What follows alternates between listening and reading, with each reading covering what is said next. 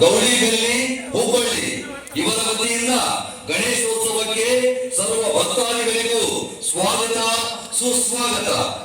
ಈ ವರ್ಷದ ದೃಶ್ಯ ವೈಭವ ರಾವಣನ ಸಂಹಾರ.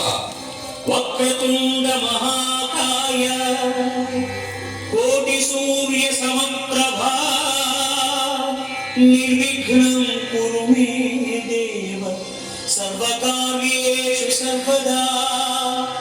ಶ್ರೀರಾಮನ ಸತಿ ಸೀತಾಮಾತೆಯನ್ನು ಅಪಹರಿಸಿದ ಲಂಕಾಧೀಶ ರಾವಣನಿಗೆ ರಾಮದೂತರು ಲಂಕೆಗೆ ತೆರಳಿ ಪರಿಪರಿಯಾಗಿ ತಿಳಿ ಹೇಳಿದರು. ಅವನ ಯಾವ ಒಪ್ಪಂದವನ್ನು ಒಪ್ಪಿಕೊಳ್ಳದ ರಾವಣನು ನನ್ನೊಡನೆ ಯುದ್ಧ ಮಾಡಿ ಸೀತೆಯನ್ನು ಬಿಡಿಸಿಕೊಂಡು ಹೋಗಲು ಹೇಳಿ ಆ ನಿಮ್ಮ ಶ್ರೀರಾಮನಿಗೆ ಎಂದು ರಾಮದೂತರಿಗೆ ಹೇಳಿಸುತ್ತಾರೆ. ಆಗ ಶ್ರೀರಾಮನು ವಾನರ ಸೈನ್ಯದೊಂದಿಗೆ ಯುದ್ಧಕ್ಕೆ ಸನ್ನದ್ಧನಾಗಿ ಬರುತ್ತಾನೆ. ಆಗ ರಾವಣನು ಶ್ರೀರಾಮನನ್ನು ನೋಡಿ,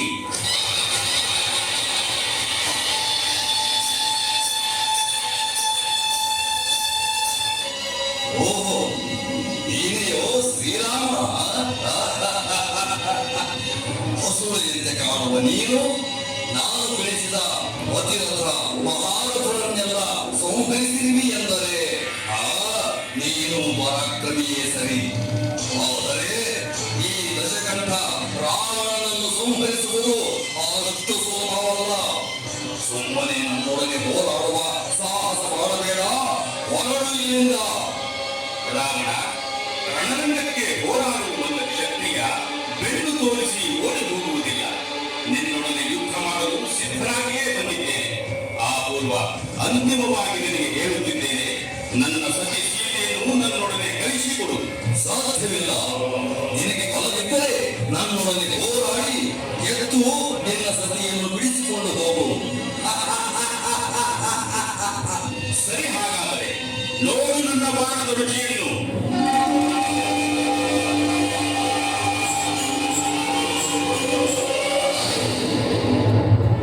ರಾಮ ಬಿಟ್ಟ ಬಾಣ ರಾವಣನ ಶಿರಸ್ಸನ್ನು ತುಂಡರಿಸುತ್ತದೆ.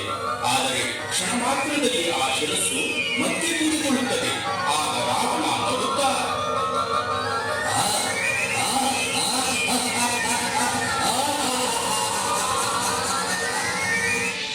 ನೋಡಿದೆಯಾ ಶ್ರೀರಾಮ, ಈ ಲಂಕಾಧೀಶ ರಾವಣನ ಸಾಮರ್ಥ್ಯವನ್ನು. ಮುಂದುವರಿಸು ನಿನ್ನ ಶರಪ್ರಯೋಗದ ಉಚ್ಚಾರವನ್ನು. ರಾವಣ, ಅಹಂಕಾರದಿಂದ ಅಪ್ಪರಿಸಿರಬೇಡ. ಈಗ ಎದುರಿಸು ನಾವು ಬಿಡುವ ಈ ಬಾಣವನ್ನು.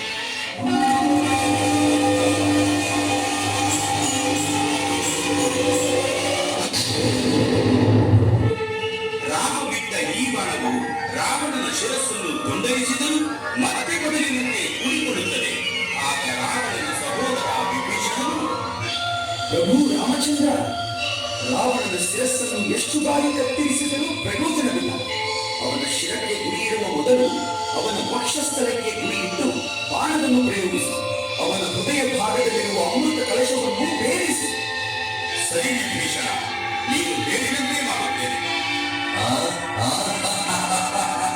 ಏಕೆ ಶ್ರೀರಾಮ ಸುಮ್ಮನಾದೆ? ಬಿಡು ನಿನ್ನ ಬಾಣಗಳನ್ನು ಈ ದಶಕಂಠದ ಮೇಲೆ. ಬಿಡುತ್ತೇನೆ ರಾವಣ, ಬಿಡುತ್ತೇನೆ.